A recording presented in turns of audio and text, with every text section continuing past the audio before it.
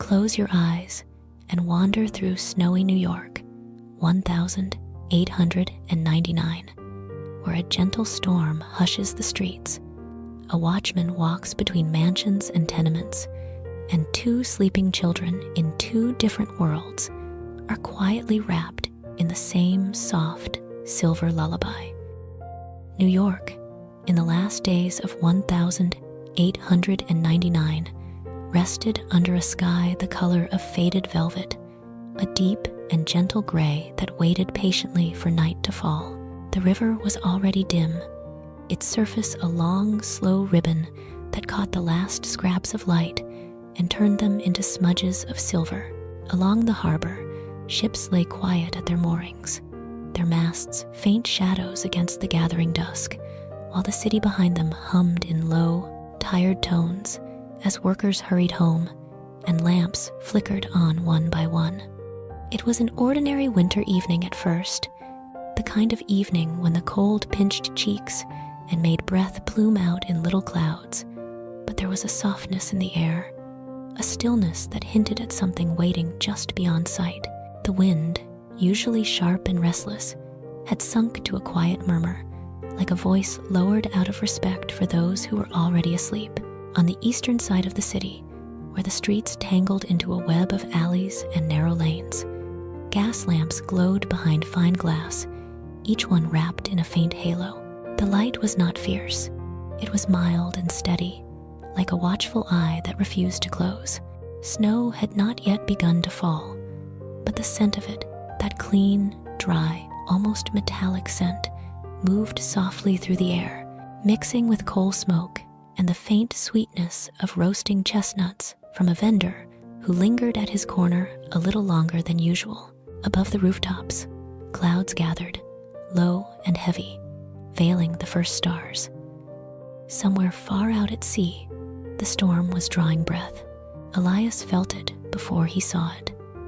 He was an older man, though not yet bent by age, with a careful gait and quiet eyes that had watched many winters pass over the city.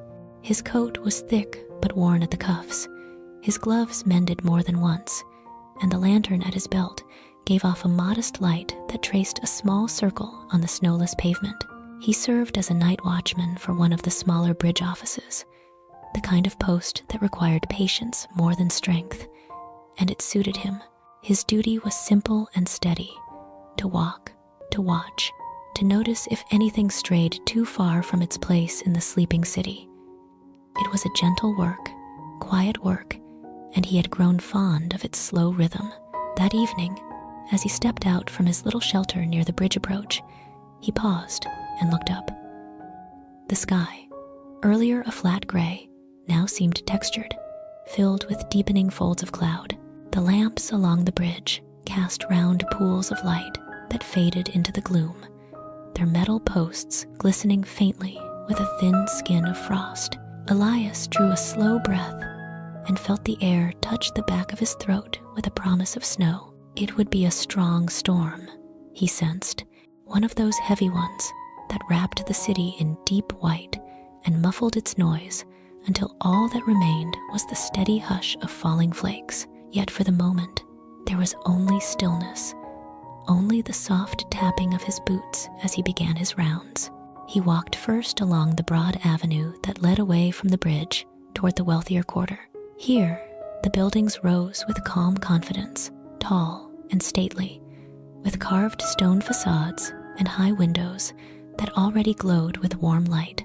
Behind some of those windows, Elias could glimpse chandeliers shimmering gently and shadows moving in comfortable rooms. A carriage rolled past him, wheels clattering lightly on the cobblestones, the horse's breath streaming in pale plumes, and from inside the carriage there came a faint ripple of laughter, quickly swallowed by the cold air. The wind tugged at his coat, soft and insistent, carrying with it the rich smell of roasting meats and burning wood. It was a world of warmth and surety, and as he passed, Elias tipped his cap to no one in particular, an old habit of silent courtesy. A block or two farther, the avenue narrowed, and the mansions gave way to more modest houses, then to shops, then to streets that twisted inward toward the crowded heart of the poorer neighborhoods. Elias turned toward them almost without thinking. His route always traced this gentle curve of contrast, as if he were stitching the two parts of the city together with the steady thread of his footsteps. The lamps here were fewer and less polished, their glass often smudged, their flames fluttering a little in the draught, but they still shone, casting thin nets of light over stoops, doorways, and stairs that rose to darkened tenements above. Voices sounded briefly, an argument shrinking to a whisper, a lullaby sung in a tired but loving tone, a door closing with careful hands to keep out the cold. Elias listened without intruding. The city lived, and he was content to be its quiet witness. As he moved deeper into the maze of streets, the first flake of snow landed on his sleeve. It was small, almost shy, a tiny star of ice that vanished in a blink against the rough wool of his coat. He stopped and held out his hand, palm up, as if greeting an old friend. Another flake arrived, then another, each one soft, each one light. In a matter of breaths, they were drifting down in gentle, wavering lines, catching the lamplight and turning it into a powdery glow. The rooftops accepted them first, dark tiles turning pale as if someone had brushed them with a soft, white feather. Steps, railings, and the shoulders of passers-by began to gather a fine dusting of white. The storm had found the city. The snow at the beginning was peaceful, almost playful. It tickled his cheeks and settled in his hair, melted on his eyelashes, and turned the air around him into a slow dance of drifting silver specks. Children in the poorer streets, still awake, lifted their faces to it with shy delight. Tongues stuck out to catch the flakes. A little boy in a thin coat laughed quietly, wrapping his arms around himself as he spun once in the narrow lane. A girl with a scarf wound 3 times around her neck pointed at the sky and whispered something to her younger brother, and they both stood there for a long moment, simply watching the gentle, quiet storm begin. Elias passed them by with a small nod, feeling the sweetness of the scene like a warm coal tucked into his chest. He continued on, back toward the wider thoroughfares, and the snow followed him, growing only a little thicker, only a little more insistent. In the wealthier district, carriage drivers hunched deeper into their coats, flicking reins gently to urge their horses homeward before the streets grew too slick. Footmen in neat uniforms appeared at mansion doors, brushing the first dusting of white from stoops and steps with their brooms, as if they could hold the storm back by keeping the stone clean. Through tall windows, framed by heavy drapes, Elias saw drawing rooms bright with lamplight and firelight, flames moving in a soft, golden dance. Crystal glasses caught the light, polished tables gleamed, silhouettes passed, unhurried and untroubled, in a world where coal scuttles were full and the warmth seemed endless. Between these two worlds, Elias walked, his lantern swaying at his side, its glow modest but steady. Snow whispered around him now, the flakes falling more thickly, swirling gently in every stray eddy of wind. The city's usual noises softened as the white layer began to coat the cobblestones, muting the sound of wheels and hooves, turning footfalls into a quiet, cushioned rhythm. It was as if New York were being wrapped in a blanket, tucked in by the sky itself. Each flake a small, cool touch that said, "Rest now, be still, be quiet." Elias felt the calm of it seep into his bones. He had seen storms that frightened people, storms with harsh winds and sudden, violent gusts. This was different. This was a slow, persistent, dreamy kind of snow, the kind that invited thought and memory and gentle reflection. By the time he returned to the foot of the bridge, the railings were lined with a thin, even layer of white. The lamps along the bridge shone softly, their halos grown larger as the snow swam lazily through their light. Out on the river, the water moved with a sleepy sluggishness, dark and cold, but on its surface, the reflections of lamps and windows had blurred, turning to streaks of silver that wavered with each small wave. Elias stood for a moment and watched the current carry those streaks away, like quiet dreams floating toward the sea.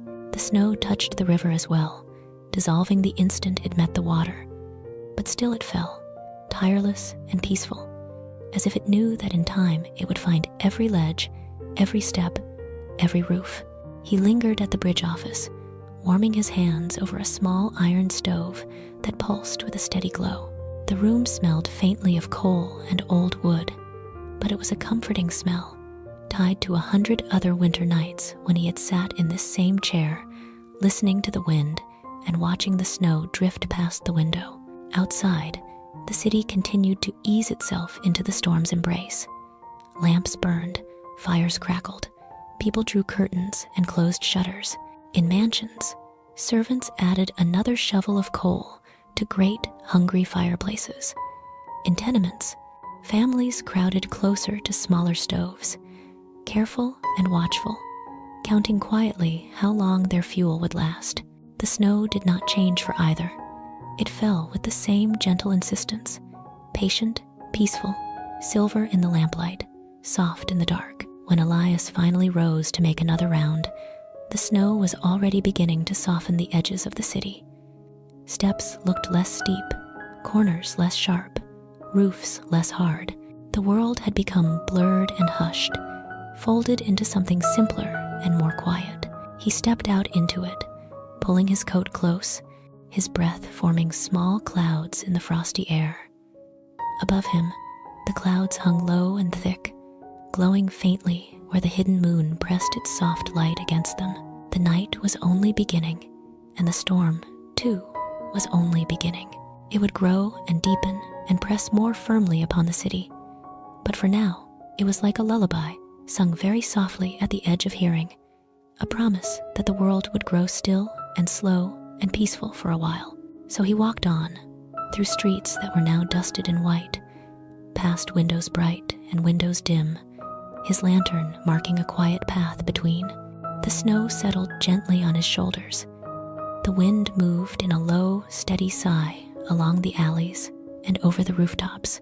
And New York, rich and poor, grand and modest, shivered once, then began to drift into the deep, shared dream of a winter storm.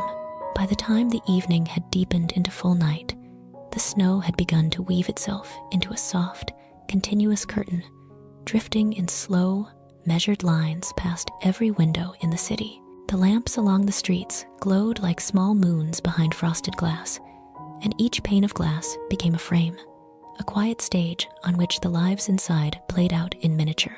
From his place on the street, Elias saw those stages one by one as he walked, his lantern a modest reply to the steady light of the windows above. The storm outside had grown more insistent, yet still it was gentle, more a steady whisper than a roar. And in its silver hush, the differences between homes became sharply, softly clear. On a broad, dignified avenue close to the park, a large house stood with its shoulders square to the wind, its stone facade softened by a delicate layer of snow clinging to ledges and carved cornices. Tall windows rose in even rows, trimmed with decorative moldings and crowned with small stone arches that now held tiny drifts, like white pillows for restless thoughts. Behind the glass, light blossomed in warm, golden pools. One particular window on the second floor drew Elias's eye as he passed, for the curtains there were not fully closed.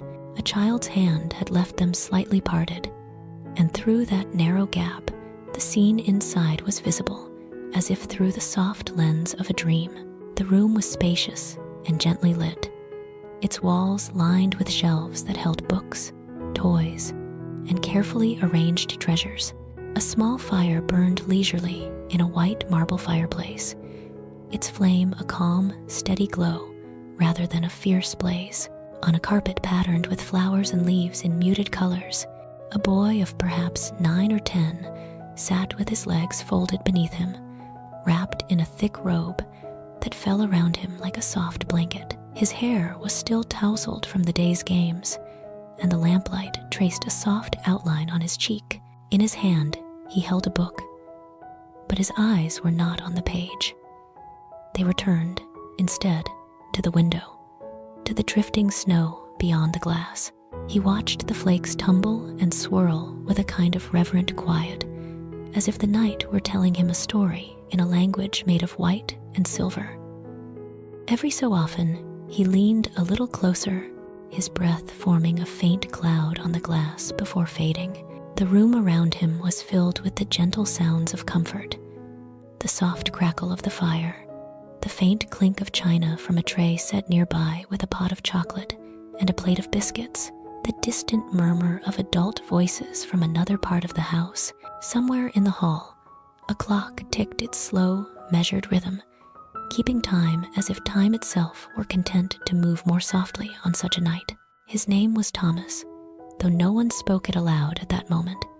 He held it quietly inside himself, the way children often do with their own names, as something both familiar and secret.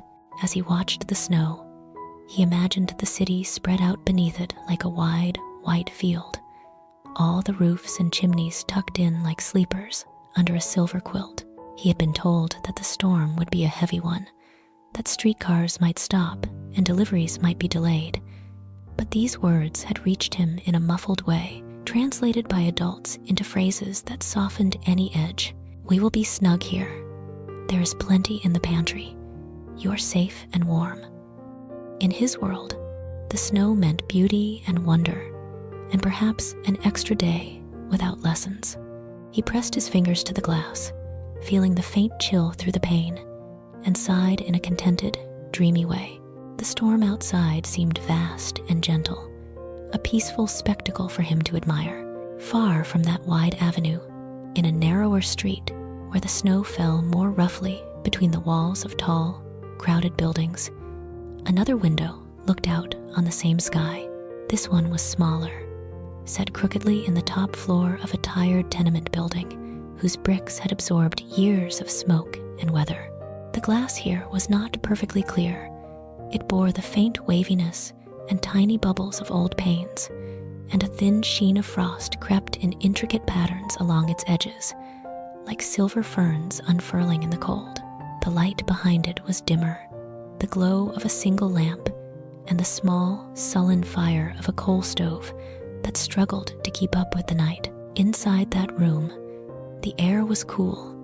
Despite the heat the family tried to coax from the stove, a narrow bed stood against one wall, its blankets tucked carefully, and a table with two mismatched chairs occupied the center of the space. A few hooks on the wall held coats and scarves, and the floorboards showed their age in every crack and warp. Yet the room was neat, kept in order by hands that valued what little they had. Near the window, on a small wooden stool, a girl sat with her knees drawn up to her chest, her arms wrapped around them.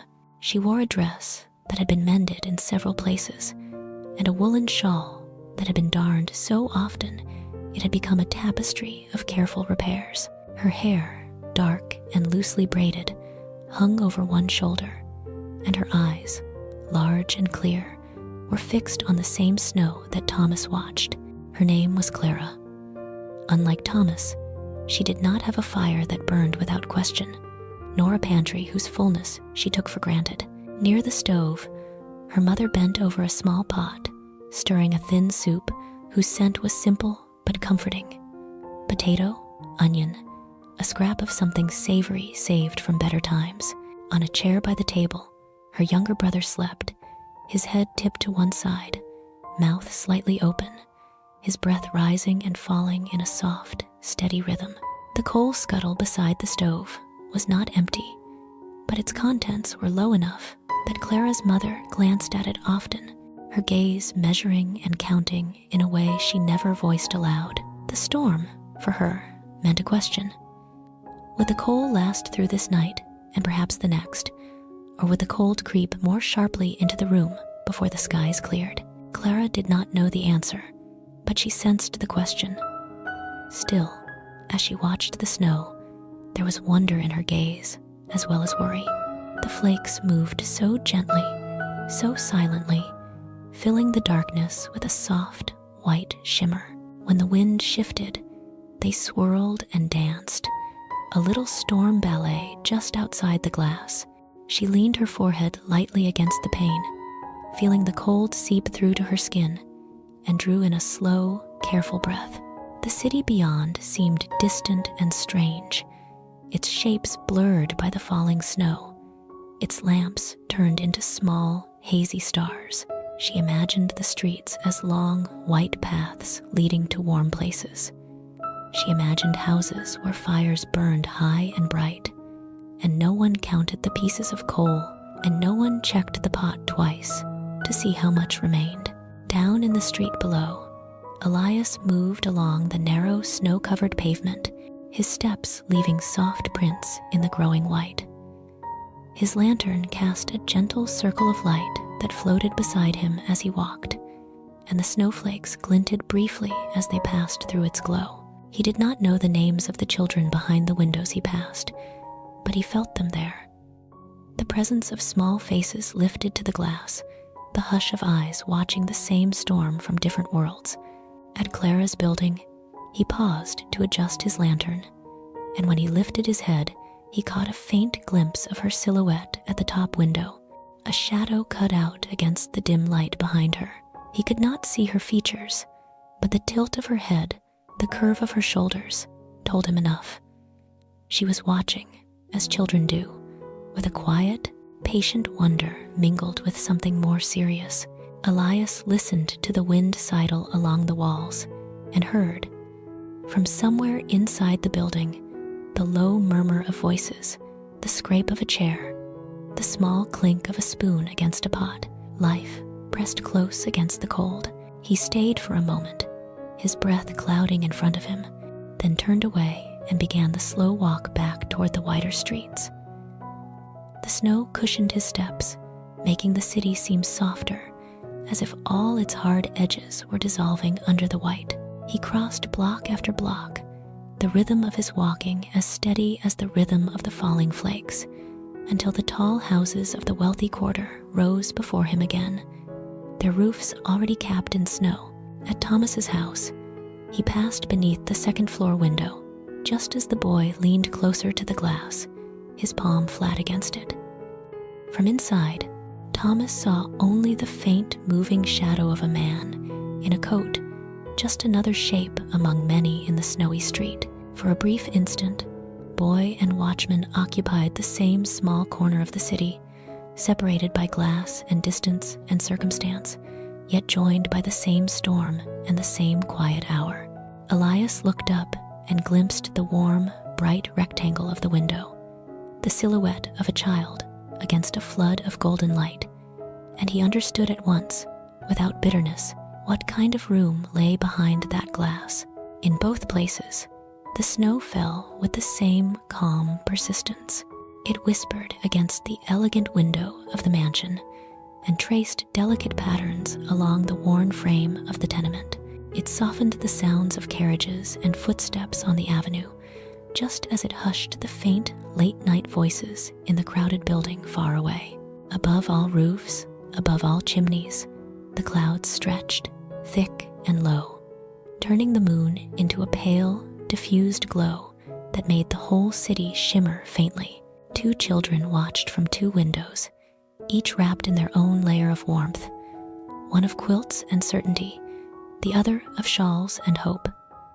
Between them, the snowstorm slowly wove its silent tapestry, gentle and soft, binding the city in a shared, silver quiet as the night deepened and the world drifted toward sleep. Morning came slowly, as if the storm itself were reluctant to surrender the night. The first light did not burst over the city. It seeped in, pale and hesitant, through layers of cloud and swirling snow. The sky was a muted sheet of pearl and silver, and the sun hid behind it, sending only a gentle brightness that softened edges and erased sharp shadows. New York lay hushed beneath this quiet glow, its familiar shapes almost unrecognizable under the heavy cloak of white that had settled during the long hours. Rooftops had grown taller with their new caps of snow. Chimneys rose like dark, patient sentinels, and the streets were no longer lines and corners, but smooth, undulating paths where drifts had piled according to the whim of the wind. On the avenues where the streetcars once clanged and rattled, there was a profound, almost dreamlike silence. The rails were buried, their metal bones hidden beneath a deep, even cover of snow. The cars themselves, stranded where the storm had overtaken them, stood motionless in the middle of the whitened streets. Their roofs were rounded in thick, soft curves, the windows veiled with frost and snow, and their wheels, once busy, turning, alive, were locked in ice and silence. They looked less like machines and more like sleeping animals, paused in mid-journey, listening to the gentle murmur of the storm around them. Overhead, the wires that had carried their power sagged with a delicate lining of white, each cable a faint line drawn across the pale sky. The docks along the river, usually alive with voices and movement, had hushed as well. Ships lay quiet at their piers, their decks and gangways hidden under the storm's careful handiwork. Ropes stiffened where ice had formed, and the masts wrote faint, straight strokes against the sky. Crates and barrels, stacked and ready for work that could not begin, wore smooth white hats and collars of snow. The water itself moved slowly, dark beneath the drifting flakes, its surface freckled with small circles where snow met river and vanished. A few gulls wheeled overhead, their wings heavy with the cold, their calls muted, as if the storm had wrapped its calm around them as well. On the streets nearer the heart of the city, where horses had once trotted briskly, hooves striking sparks from the stones, the animals now stood in patient stillness, their breath steaming in gentle clouds that mingled with the pale air. Snow had gathered on their backs and manes, softening their outlines. Some stamped their hooves now and then, pushing at the thick layer beneath them. But even that sound was muffled by the snow's embrace. Carriages waited in place, wheels half buried, their glossy sides dulled by a powdery sheen. The usual creak of harnesses and jingle of metal were absent. The day had begun, but the city seemed to be still resting, caught between sleep and waking. Elias stepped out into this quiet world with a sense of entering a dream. The night had been long, and he had divided it between his small stove-warmed office by the bridge and careful walks along his accustomed paths. Each time he returned to the door, the snow had grown deeper, stepping up to meet him with a thicker, softer cushion beneath his boots. Now, as he began his morning round, it rose nearly to his calves in certain drifts, and his lantern, no longer needed in full daylight, swung quietly from his hand, its light dimmed to a soft ember in the growing brightness. He drew in the cold air and felt it settle in his chest with a clean, bracing clarity, as if the storm had rinsed the city's breath and left it cool and pure. He started along the route where the streetcars stood frozen, the silence almost startling after the habitual clang and rumble that once filled the mornings here. The tracks, barely visible beneath the snow, traced faint parallel lines that led away into the distance like paths in a winter garden. Elias passed close to one of the stranded cars and brushed his gloved hand along its side. The wood was cold and still, the windows clouded with frost feathers that had grown overnight, delicate and intricate as lace. Behind those blurred panes, empty seats waited in neat rows, the leather cushions lightly dusted with snow that had slipped in through some small crack in the door. It was as if time had been asked gently to pause. Beyond the silent cars, the city began to show signs of stirring. In the wealthy blocks, where broad stoops rose to elegant doorways, servants had already begun their work, pushing open heavy doors and stepping out into the white world with shovels and brooms in hand. They moved slowly and steadily, carving narrow, dark paths through the deep snow from the street to the front steps, their breaths marking the air with rhythmic puffs. The snow yielded in soft, easy heaps, piling up in small walls along the edges of the walk. From within these houses, the fragrance of hot coffee and fresh bread drifted faintly into the cold, slipping out when doors opened and mingling for a brief moment with the scent of snow and coal smoke. Elias watched a young man in a tidy coat and cap clear the steps of a tall brownstone, his motions efficient yet unhurried.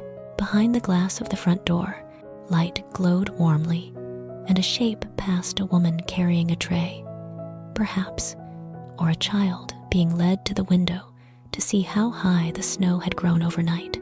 A carriage, half buried along the curb, stood ready to be freed once the path was made. The work here was orderly, almost ceremonial, as if the storm were a guest that must be acknowledged before the day could proceed. Elias nodded to the servant as he passed, and the man returned the gesture with a small, friendly tilt of his head before setting his shovel in motion again. As Elias moved away from the broad avenue and its methodical shoveling, the streets grew narrower and the snow seemed deeper. In the poorer quarter, front doors did not open so easily. Some had been pressed inward by the weight of drifts piled high against them, and voices could be heard only faintly behind the wood-gentle calls, small exclamations, the scuffle of shoulders and hands pushing together. Here, the first task of the day was simply to step outside. A woman on the third floor of a tenement leaned out of her window, brushing snow from the sill with a rag, her breath a pale mist as she called something to a neighbor across the way. Below, a man wedged his shoulder against a stubborn door, while his son scraped at the snow around the threshold with an old broom, laughing softly each time the snow tumbled inward in small, defeated cascades. The sound of these efforts was quiet and companionable. The soft scrape of bristles on wood, the muffled thump of boots against snow, the gentle creak of hinges finally yielding. There was no rush, because the storm had slowed everything to one patient pace. In one building, a boy wriggled through a half-open door first, emerging with a triumphant grin as he stood knee-deep in the drift that had trapped them. He looked up at the sky, where flakes still fell, though more sparsely now, and for a moment he simply stood there, letting them land on his face. His cheeks were red with cold, but his smile was quiet and content, as if the snow were not an obstacle, but a strange, soft visitor whom he had been the first to greet. Elias walked gently through these streets, his presence a calm thread connecting the different scenes. He listened to the low conversations, the grateful sighs when doors finally opened, the soft laughter that persisted despite the chill. The city, even burdened by snow, did not feel frightened.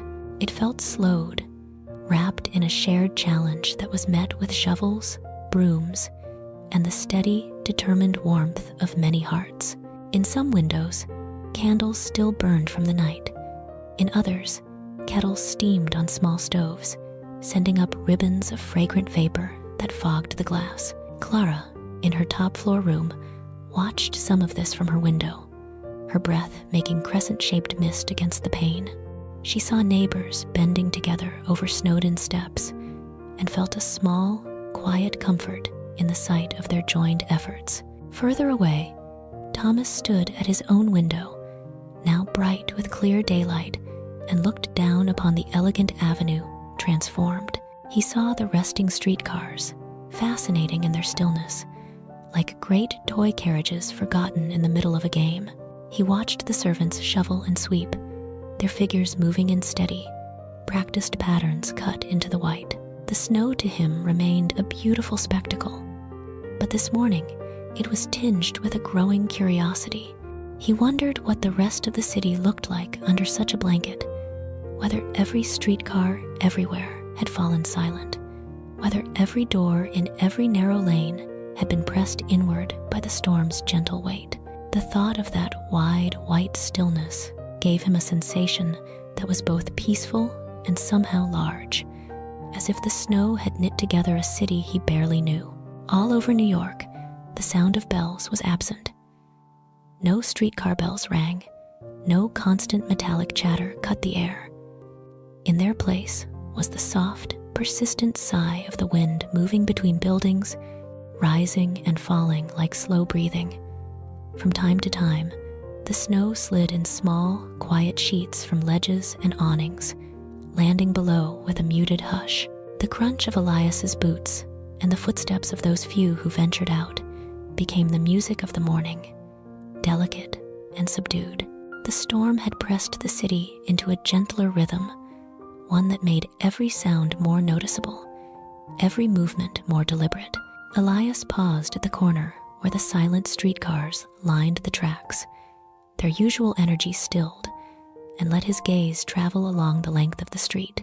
The sky above was bright without being harsh, the light diffused and kind. The snow-covered cars, the buried rails, the white-mantled roofs, all seemed part of a single, peaceful picture. A city temporarily turned into a vast, quiet garden of snow. He knew that in time, the shovels would clear paths, the wheels would turn again, the bells would ring, and the docks would resound with work. But for this moment, New York rested in a rare serenity, rich and poor alike drawn into the same soft silence, the same gentle pause. He lifted his face to the falling flakes and closed his eyes briefly, letting the cool touch of snow melt on his skin. And then he continued his walk, his pace as calm and steady as the storm's fading breath. The storm, though quieter by afternoon, still leaned gently against the city, pressing cold palms to its walls and windows. In the poorer quarter, where the streets were narrower and the buildings stood shoulder to shoulder like tired companions, the light that reached inside was softer and more fragmented. Snow at the windows filtered the day into a pale, silvery glow, and the tall, crowded tenement that held Clara and her family became a sort of layered lantern, each floor a dim, flickering shelf of quiet lives. From the outside, the building looked severe, its bricks darkened by years of weather and smoke. But the snow had traced white along every ledge and sill, softening the lines, making it appear almost thoughtful, as if it were bowing its head against the wind in gentle patience. The narrow entrance, half cleared of drifts, opened onto a stairway that rose into shadow, carrying with it the faint murmur of many voices, the smell of coal and boiled potatoes, and the delicate, almost musical creak of boards that had been walked on by so many feet. Inside, the hallways lay in a kind of perpetual twilight. Even in daylight hours, light filtered in from small windows at either end and from doors that opened briefly before shutting again to keep out the cold. Wherever the light fell, it landed in long, subdued shapes on the floor, leaving the rest of the corridor in soft gloom. Shadows stretched and overlapped, making the walls seem closer than they really were, and every doorway became a darker rectangle, a quiet threshold to a hidden world. The stair rails were worn smooth by hands, polished by years of use, and now a thin frosting of snow, shaken from hats and coats, clung to them in little clumps that melted slowly, leaving shining patches on the wood. There was no grandeur here, yet there was a kind of dignity in the way everything endured. The cracked plaster, the patched floorboards, the simple doors that closed kindly over whatever warmth each room could gather.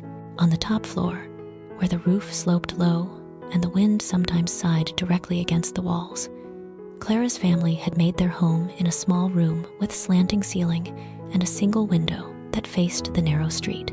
The light in their room always entered at an angle, sliding in through the glass and stretching up toward the uneven ceiling, where it reflected faintly from whitewashed boards. The coal stove, plain and sturdy, stood near one wall like a dark, patient heart, its small fire breathing quietly behind the iron grate. On this storm-burdened day, its warmth did not quite reach the farthest corners of the room, where the shadows shivered and lingered. But near the stove, there was a modest circle of comfort, A kettle sang softly on the top, sending up light plumes of steam that fogged the glass nearby and made the air smell faintly of tea leaves and metal. Clara's mother had finished serving the noon meal a short while earlier. A simple bowl of soup for each of them. A small piece of bread divided carefully, the last of a precious loaf. The soup had been thin but warm, and the warmth had mattered more than the richness. Her younger brother, after eating, had curled up beneath an old, well-loved blanket on the bed, drifting into a nap that deepened as the stove gave out its gentle heat. His breathing rose and fell in a very soft rhythm, like the turning of a quiet tide.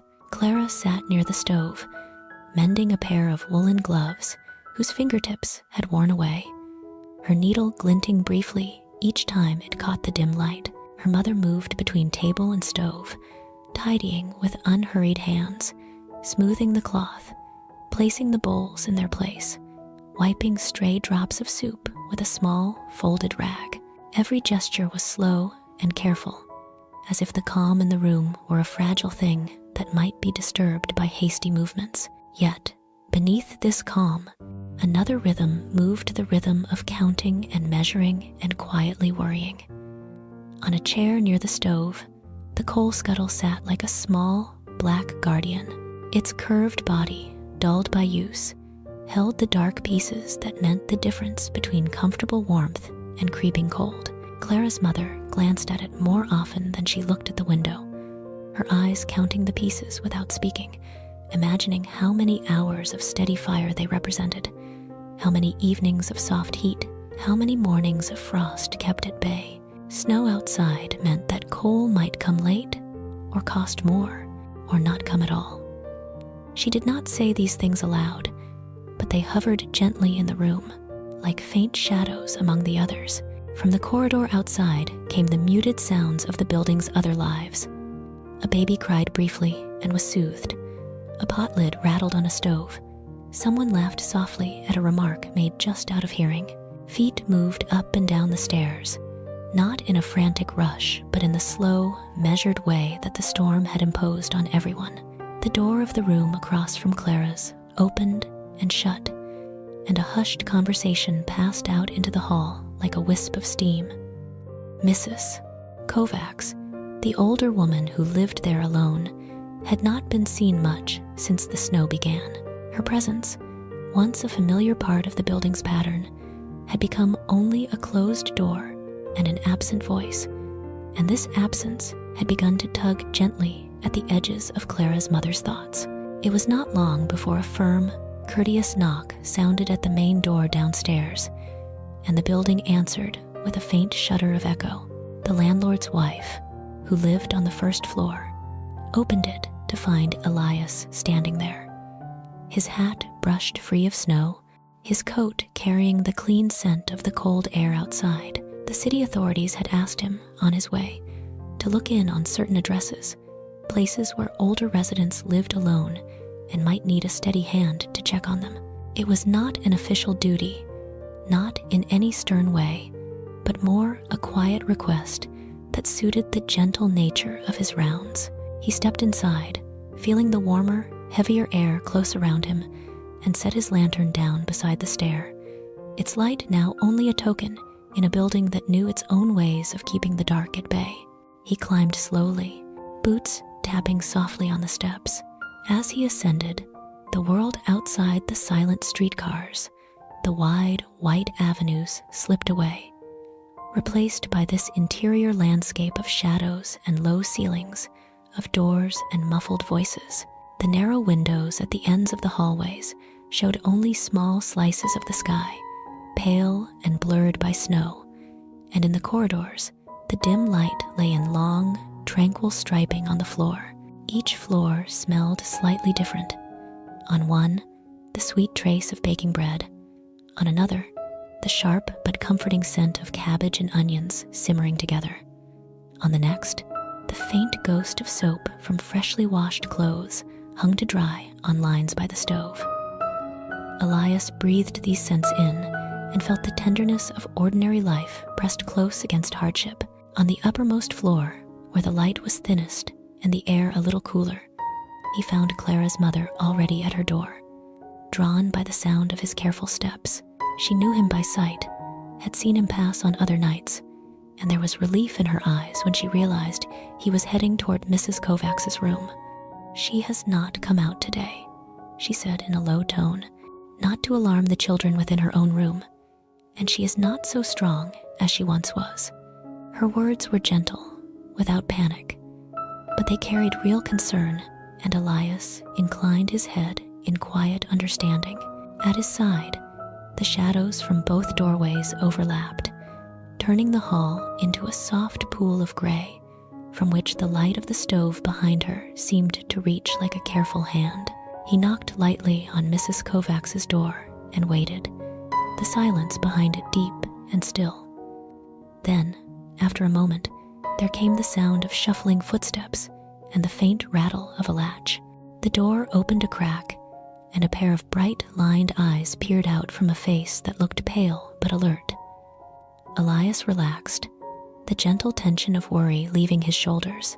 He explained, in a calm and respectful voice, that he was simply making sure she had enough heat, enough food, enough small comforts to weather the storm. She listened with a small, weary smile, then let the door open wider, inviting him to see for himself. Inside her room, a single lamp burned, and a very small stove glowed with a modest fire. But there was a neat stack of coal beside it, carefully amassed over weeks. On her table, a teapot sat on a folded cloth, and a pair of socks, freshly darned, hung from a chair to dry. Elias did not stay long. He asked a few gentle questions, listened to her answers, and responded with the same quiet assurance he offered to the bridge at night, to the streets in the snow. He carried with him news of the storm's progress, of the streetcars at rest, of the city's slow, peaceful hush. When he had finished, he promised to look in again if the weather worsened, and she nodded, comforted by the knowledge that someone would think of her while the snow still fell. As he stepped back into the hallway, Clara had slipped just to the edge of her own doorway, her eyes wide and curious. Their gazes met for a brief moment, and he gave her a small, reassuring smile, as if to say that the building itself was a kind of family, and he was merely one more member keeping watch for a while. The House of Many Shadows, as this tenement might have been called in some softer tale, held its quiet stories close as the afternoon deepened. In Clara's room, her mother added a little coal to the stove, just enough to thicken the warmth, without depleting their supply too quickly. And the new glow pushed the shadows back a step or two, turning them from sharp edges into gentle, wavering shapes. Clara returned to her mending, her fingers moving slowly, and the room settled once more into its calm, careful rhythm. Outside, the snow continued to drift past the window, though less heavily now, each flake a tiny, peaceful visitor. The hallways, though dim, no longer felt quite so uncertain. They seemed instead like long, quiet arms, holding each room together in a shared embrace. And somewhere beyond the walls, beyond the narrow street, beyond the web of alleys and rails, the city's wealthier houses faced the same sky, the same pale light, the same falling snow. In one such house, a fire roared eagerly in a wide hearth, and another child leaned toward another window, not knowing that in a small room not far away, a girl of his age was warming her hands at a smaller flame. The storm lay gently between these two worlds, and within the House of Many Shadows, Elias's brief visit left behind a sense of watched-over stillness, a feeling that, even in the cold, even in the dim light, the city's quiet heart continued to beat with steady, protective care. On the other side of the city's snowy web, where the avenues ran broader and the houses stood with more space around them, the storm lay like a soft, gleaming garment over stone and brick and iron. The afternoon had begun to fade, though it did so gently, leaving behind a sky that was pale and quietly luminous, a blanket of cloud that caught what little light remained and spread it evenly over roofs and chimneys.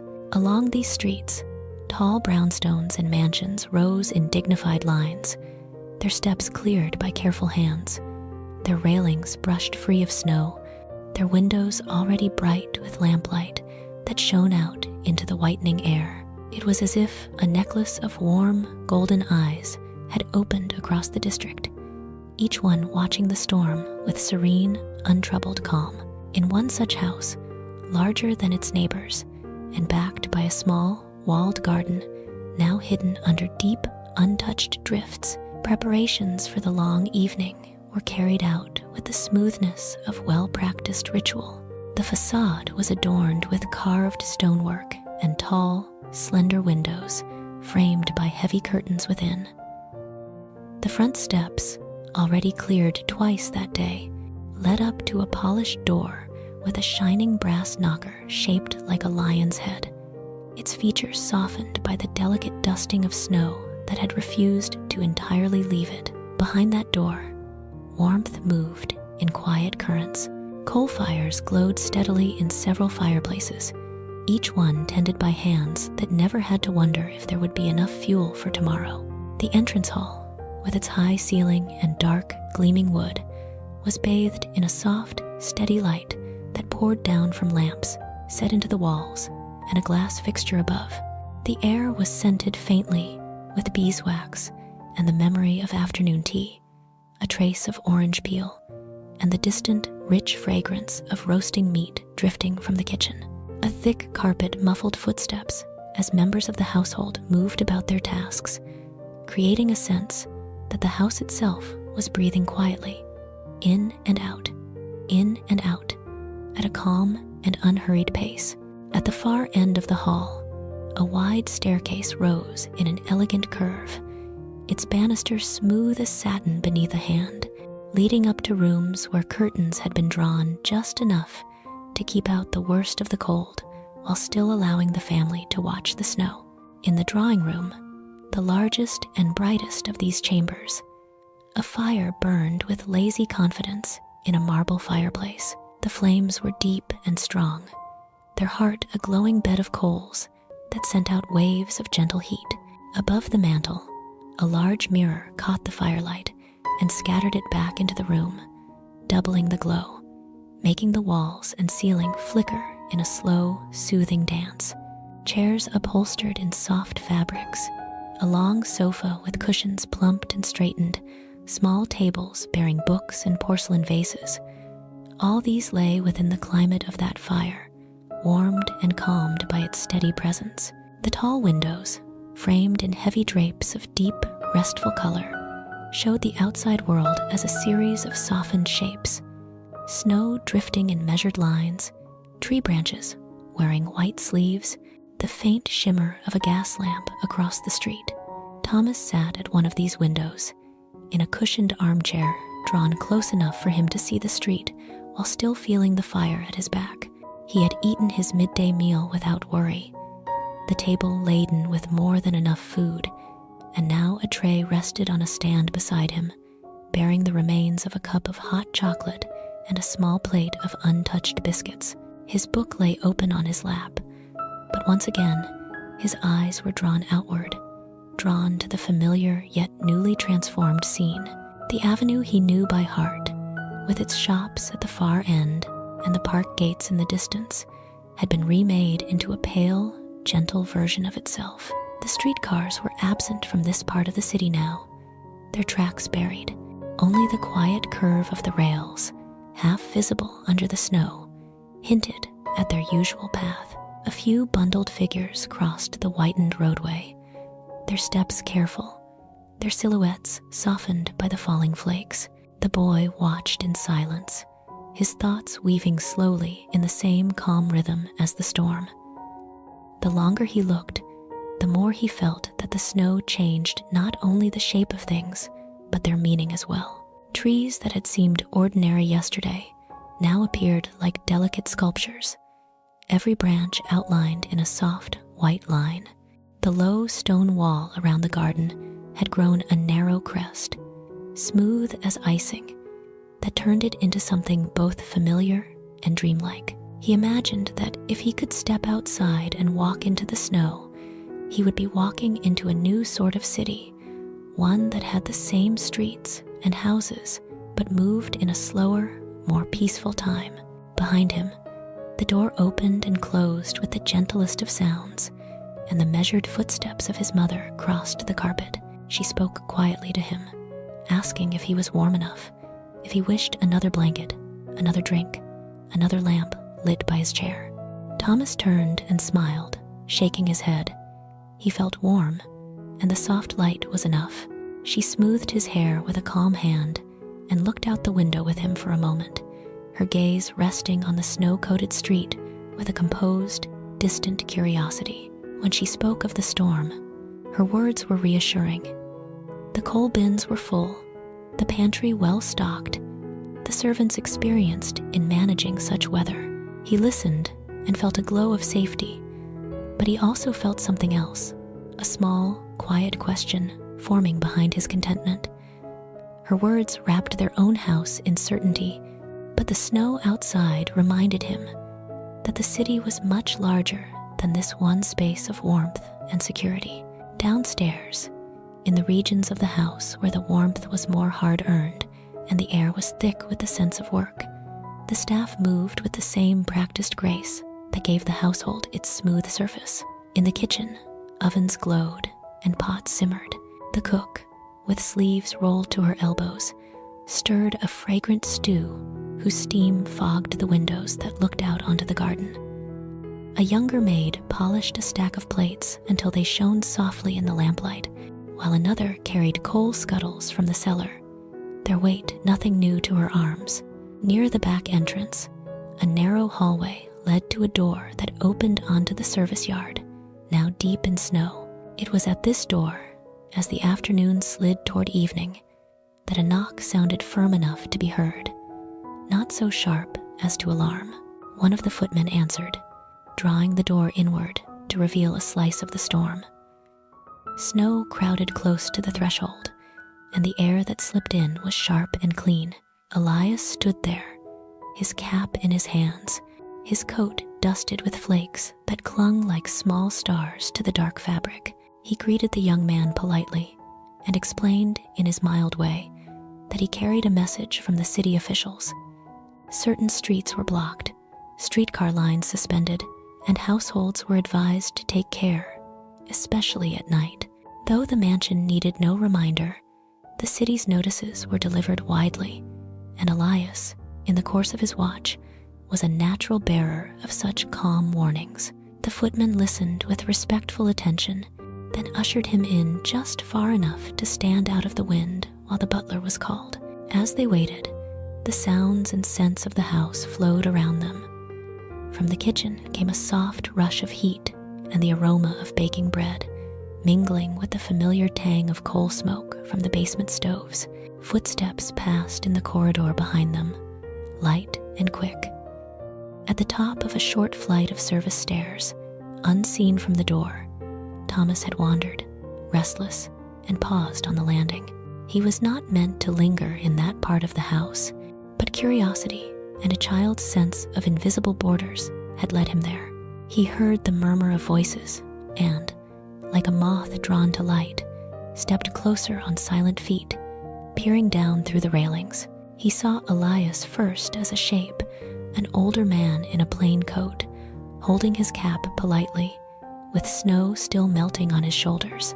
There was nothing grand about him, nothing that belonged to the smooth, polished world of the drawing room. Yet there was a steadiness in his posture that touched Thomas. He heard snatches of the conversation, streets impassable, streetcars standing silent, some families with little coal, shelters being opened where those in need might find warmth. The words floated upward to the boy in soft pieces, rearranging themselves in his mind into pictures that did not quite fit with the calm he knew. He imagined houses without large fires, rooms where the cold was, not just something pressed against the window, but something sitting on the bed, creeping into blankets, moving into one's breath.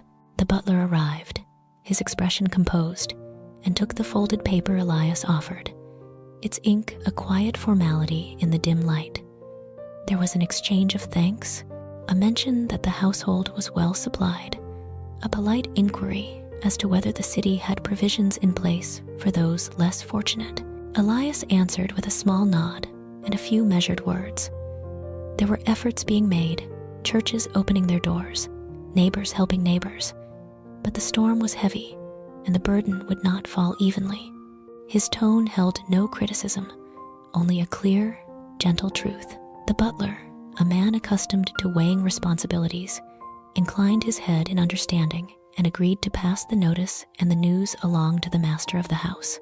When the door closed again and Elias stepped back into the storm, his figure grew softly indistinct in the falling snow before vanishing from Thomas's view. The boy remained at the stair, landing for a long moment, listening to the echoes of the conversation fade. The phrase "little coal" lodged quietly in his mind. A small, dark stone dropped into a pool of warm water. He imagined their own coal room below stairs, the bins filled, the scuttles ready. He had never considered what it would mean for those bins to be nearly empty. The idea of a stove, giving only a thin whisper of heat while the snow pressed against the window pane, returned to him again and again as he walked back to the drawing room. His steps slower, his thoughts drifting like the flakes outside. That evening, when the lamps in the mansion shone more brightly and the fire in the drawing room burned even higher, the warmth felt different to Thomas. It was no less comforting, no less soft in its embrace. But now it carried with it an awareness of absence of other rooms in other streets, where the fire was smaller, the light dimmer, the coal more precious.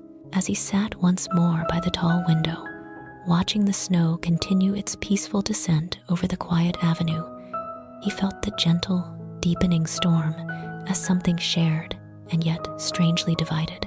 The mansion glowed like a lantern in the white night, a house of many lights, and he, inside it, began, slowly and softly, to wonder about those whose windows did not shine so brightly and whose evenings were met with a more fragile warmth.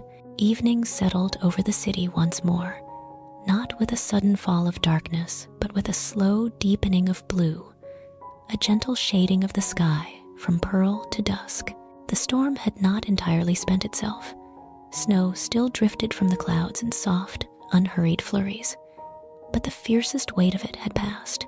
The air felt lighter now, as if the storm were breathing out instead of in, and the wind that moved between the buildings had lost its sharp edge, becoming a low, steady murmur that brushed quietly along walls and chimneys.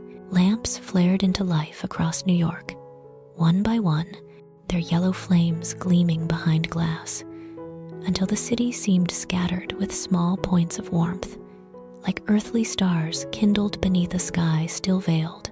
From his small shelter near the bridge approach, Elias stepped out into this deepening twilight with the familiar sense that he was moving into the heart of his own element. Night did not trouble him. He had spent so many hours in its company that it felt almost like an old companion, and on such evenings as this, when the snow and sky and river all conspired to bring a hush over the streets, the companionship felt particularly gentle. He adjusted his scarf, pulled his coat a little closer across his chest, and lifted his gaze toward the span of the great bridge that rose ahead, its arches and cables softened by the snow's touch. The bridge stretched out over the river like a great, graceful arm, its stone towers standing firm and still under their fresh white caps. The cables, which by day were stark lines of dark metal, now wore narrow bands of snow that turned them into soft strokes drawn across the dim sky. Lamps lined the walkway, each one casting a modest circle of light on the snow-covered planks, so that the path across the river appeared as a series of luminous stepping stones leading into the distance. Beyond the edge of each light, the darkness pooled in quiet, velvety patches, not threatening but deep, like shadows at the edge of a dream. Elias set his boots upon the bridge with the same steady pace that had carried him through the city all day. The snow beneath his feet gave a low, muffled crunch, its crystals compressing into a more solid layer with each step. Every sound seemed softened here, elevated above the ordinary clatter of the streets. The murmur of the river rose from below, slow and continuous, the water moving with a heavy, deliberate flow under its thin crusts of forming ice. From far away, muted by distance and snow, came the faintest hints of city noise, a door shutting, a dog barking, the brief call of a human voice. Above all this hovered the gentle whisper of the falling flakes and the low sigh of the wind threading its way through the bridge's stone and iron. As he walked, the city unfurled on either side, stretching out beneath the snowy dusk. To one side lay the denser tangle of blocks where the tenements clustered, their roofs pressed close together, their chimneys gathered like small, dark fingers reaching up to the sky. The snow had laid a soft mantle over them, smoothing difference and decay into the same unbroken white. Here and there, a faint orange glow marked a window where lamplight pushed bravely outward, making a small, warm square in the pale expanse. Elias thought of Clara's building among them, its stairways and corridors, its house of many shadows, now wrapped in a blanket of quiet. He imagined the coal stove in her family's room working steadily, its small fire reflecting in their eyes as they sat close together, listening to the storm's fading voice. On the other side of the river, beyond the gently curving arc of the shoreline, rose the calmer lines of the wealthier neighborhoods, broader streets, larger roofs, solitary houses standing with a little more space between them, like ships at anchor in a quieter harbor. Snow lay on their eaves and terraces too, softening their outlines, blurring their edges into the same dreamlike white. The difference lay in the light. So many windows shone there, steady and bright, casting warm rectangles upon the snow-covered gardens and walks. Some were tall and gracious, lit from chandeliers within. Others were smaller but still warm, each one a clear sign of deep fires, full coal bins, and well-stocked rooms. Elias, looking out from the bridge's height, felt he could almost pick out the glow of Thomas's mansion among them, one more lantern in a cluster of safe havens. Above the city, the sky began to loosen its hold on the clouds. The gray canopy thinned in places, revealing here and there patches of deeper blue, and as the evening advanced, a few timid stars appeared, pricking the heavens with small, clear points of silver. The snow that still fell caught the light from the bridge lamps and from those newborn stars, turning each flake into a tiny particle of drifting brightness. Walking there, midway between river and sky, between bright houses and dim tenements, Elias had the feeling of moving through a gentle constellation, the air around him filled with slow, quiet sparks. He paused midway along the span, where the view opened widest, and rested his gloved hands on the cold stone of the parapet. Beneath him, the river rolled by, its surface dark and mysterious, flecked with lighter markings where snow met water and vanished without a sound. Along the edges, near the piers, slabs of ice had begun to form, edging outward like pale fingers. The reflections of the city lights shimmered on the water, stretching out in long, wavering bands of gold and white and dusty orange. It was as if the city had spilled its light into the river, offering it a path to carry those gentle colors away into the distance. Elias let his gaze drift slowly across the scene, traveling from one shore to the other, from bright avenues to quieter, shadowed streets. He felt, in that suspended moment, the curious way in which the storm united and divided the city at once. The same snow had fallen everywhere, soft, silent, impartial. It had settled on the rooftops of mansions and tenements alike, on chimneys feeding great fireplaces, and on those serving smaller, more fragile stoves.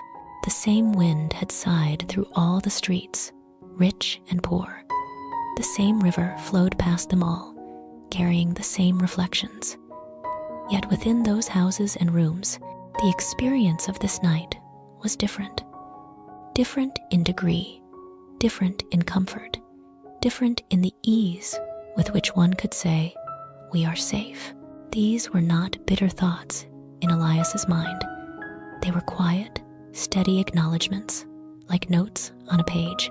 He had known lean winters in his youth, nights when the cold crept under doors and into bones in a way that made every ember in the stove a small, sacred thing.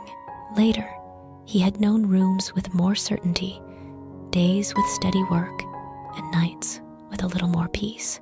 He did not judge either world. He stood instead between them, quite literally, on a bridge of stone and snow and stars, feeling their shared stillness and their separate fortunes mingling in the mild, wintry air. The bridge itself seemed to understand this role, its great arches holding up not only the weight of traffic, but also, in some silent way, the weight of connection and distance together. The lamps along the walkway burned with calm resolve, their glass chimneys haloed by faint rims of frost. In their modest circles of light, the snow on the planks glowed softly, each footprint stamped into it a small story that would soon blur and disappear beneath fresh flakes. Elias's own footsteps formed a simple, steady pattern behind him, a quiet record of his watch. He thought of those he had seen that day, the boy spinning briefly in the tenement street, laughing as snow fell on his face. Clara, a shadow at her window, forehead pressed to the cold glass. Mrs. Kovacs, tending her small stove with patient hands. The servants at the mansion, moving through warmth they labored to maintain. Thomas, a distant figure at a rich window, watching the storm with new questions in his eyes. All these lives, all these small, bright, and shadowed rooms lay now under the same evening sky. As the light grew dimmer and the stars a little braver, the bridge took on an almost otherworldly aspect. The cables, traced in white, rose like shining harp strings into the night, and the snow-clad towers stood as quiet guardians between earth and sky. The river below whispered, the city beyond glowed in scattered clusters, and the snowflakes descending through lamp and starlight seemed to move more slowly, as if savoring their brief, gentle journey. Elias stood very still, letting the peace of it settle over him, letting the quiet widen inside his chest until it matched the quiet around him. Then, with the ease of long habit, he resumed his walk, continuing to the far side of the bridge and back again, his presence one more gentle thread woven through the storm-lit night. Somewhere, in the hours ahead, new needs would arise, doors to be checked, messages to be carried, small reassurances to be offered. The storm was not over. Its chill still pressed against the city, and not every stove would burn as bright as the mansion fires. But beneath the snow and stars, on this high span over the water, the possibility of small connections, of warmth, shared in quiet ways, seemed to glimmer as softly as the distant lights upon the river. And so Elias walked on, a calm figure beneath the winter sky, while far below and far beyond, rich windows and poor windows alike looked up into the same night. Each of them, knowingly or not, held for a moment within the same gentle, silver gaze. By the time another pale morning rose over the snow-laden city, the storm had softened but not yet gone. It lingered gently, as if unwilling to leave, sending down light flurries that drifted like quiet thoughts through the cold air. The sky had brightened to a calm, milky hue, and the rooftops, chimneys, and telegraph wires remained swaddled in white. New York moved slowly beneath this soft cover, its sounds still muted, its breath visible at every corner. People stepped carefully along paths, carved through drifts, their movements deliberate and measured, as though the storm had taught everyone to move in a gentler rhythm. Coal smoke rose in straight, thin lines from many chimneys, smudging the sky with faint gray strokes that mingled with the snow. In the mansion of many lights, the day began as it often did. Fires stoked before the household woke fully. Lamps turned low but ready. Breakfast prepared in the warm, humming heart of the kitchen. Yet something in the house felt slightly altered, as if the night had left behind a new, quiet note in the air. Thomas woke from a deep sleep in his feather bed with a lingering memory of the bridge and of the man at the back door. Though he had seen Elias only from the service stair, his dreams had been filled with snow, but not the playful, tumbling flakes he had once imagined. Instead, he had seen small stoves glowing faintly, thin blankets pulled close, and windows that did not shine as brightly as his own. These images remained with him as he dressed and went downstairs. He took his place at the breakfast table, where white linen and polished silver shone in the gentle light. The fire in the dining room burned with a luxurious steadiness, and the scent of coffee, toast, and bacon filled the air with a comforting richness. His parents spoke in low voices about the storm's effects. Deliveries delayed, the grocer's wagon unable to reach certain streets.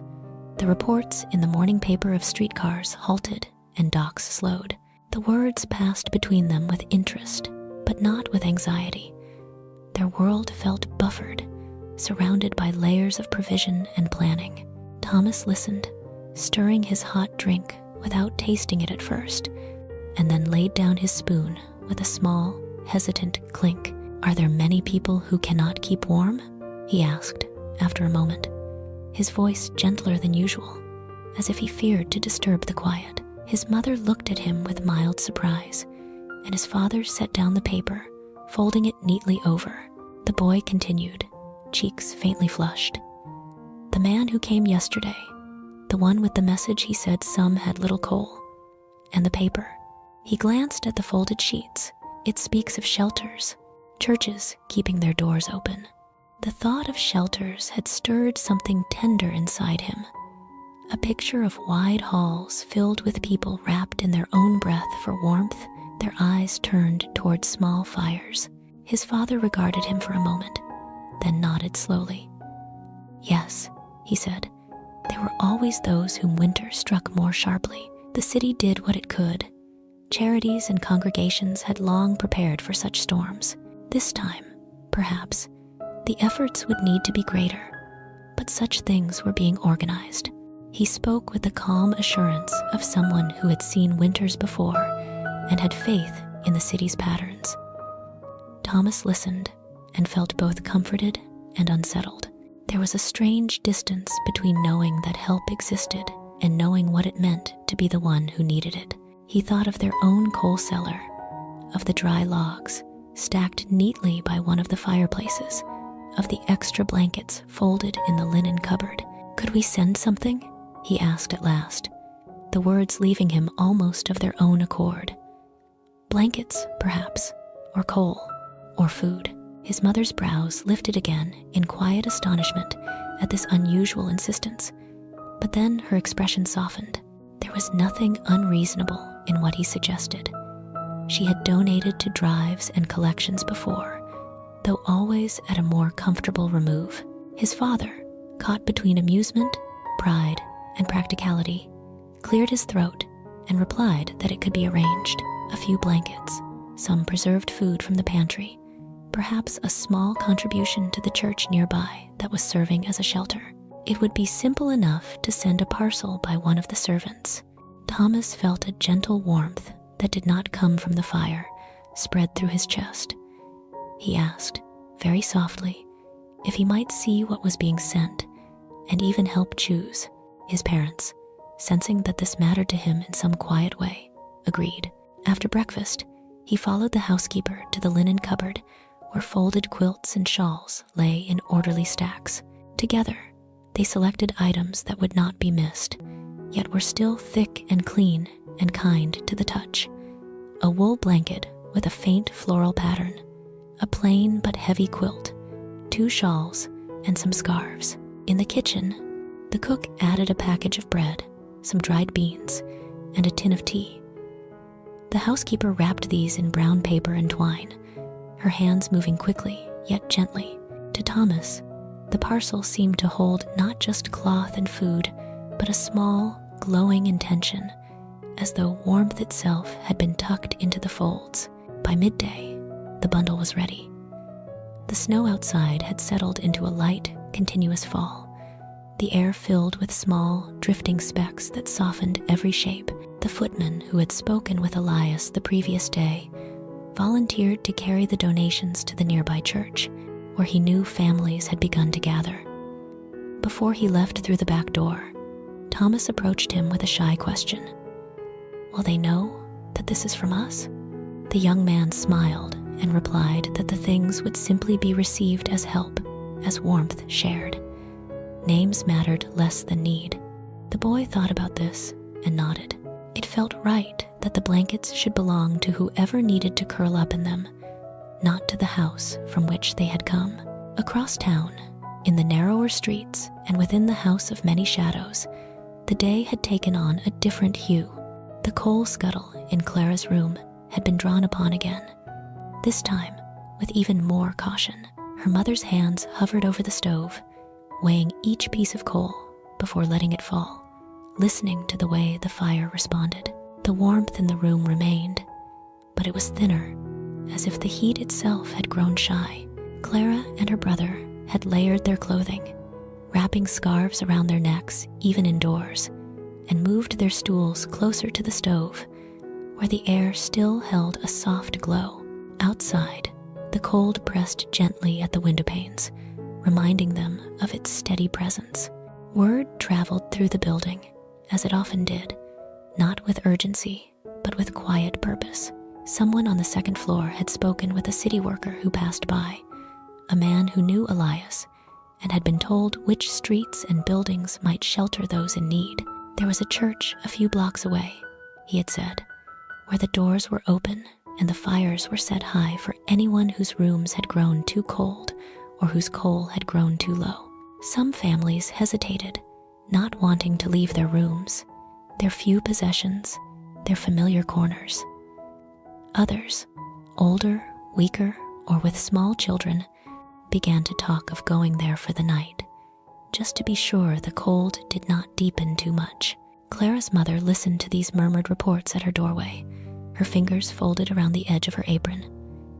She looked back at her children, at the small fire, at the nearly emptied pot on the stove.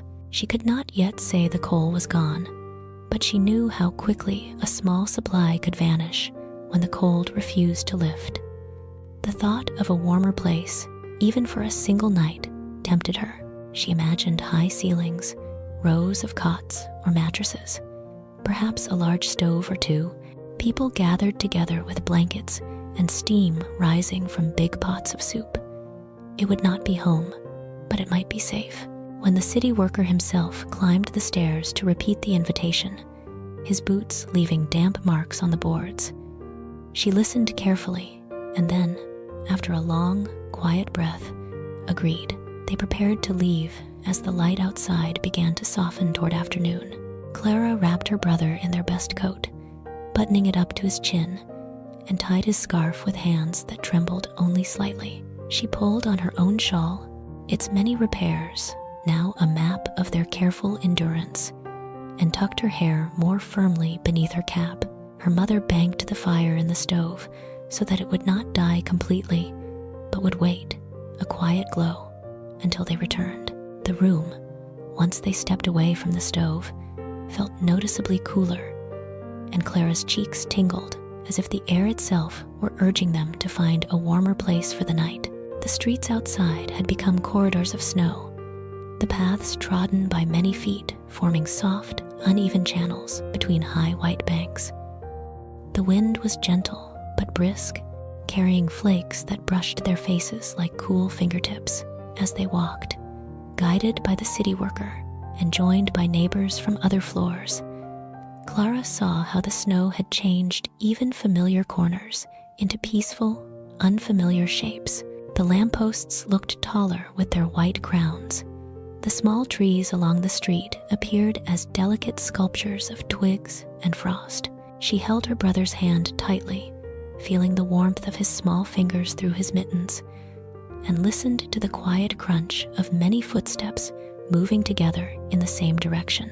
The church rose ahead of them, its stone steps already cleared, its doors wide open despite the cold. Light streamed from within, soft and golden, pooling on the snow and making the falling flakes sparkle as they passed through it. Inside, the air was warmer, infused with the comforting smell of wood smoke, melting snow, and something fragrant from the kitchen beyond a hint of broth, of bread, of spices. The high ceiling arched overhead like a sheltering sky, and the polished pews had been moved to make room for rows of cots and pallets laid out along the floor. Blankets of many kinds, plain, patterned, thick, and thin, were folded at their ends, ready to be opened and wrapped around tired shoulders. Clara followed her mother toward one of the cots, settling her brother first, tucking a heavy wool blanket around him. It was warmer here than in their room, the heat from large stoves at either end of the hall flowing in steady waves. She brushed her fingers along the edge of the blanket and noticed a faint floral pattern in the weave, delicate loops that reminded her of climbing vines. She did not know that this particular blanket had once lain folded in the linen cupboard of a mansion across the city, chosen by a thoughtful boy who had pressed his small hand against its softness. To her, it was simply warm, and that warmth spread slowly from her hands up into her chest, easing some of the day's quiet tension. Around them, more families settled in, each bringing with them their own careful bundles of clothing and memories. Voices murmured softly, children whispered, and from time to time, a gentle laugh rose and fell like a fleeting bird. Volunteers moved through the space with trays and ladles, offering bowls of simple, steaming soup. When one of them set a bowl into Clara's hands, she felt the heat seep through the ceramic and into her fingers, a soothing, radiant comfort. She sipped slowly, tasting salt and vegetables, the flavor deepened by hunger and relief, and the warmth spread through her like a slow, kind light. Outside, the snow continued to fall in fine, silver lines, and the wind traced quiet patterns around the church's stone walls.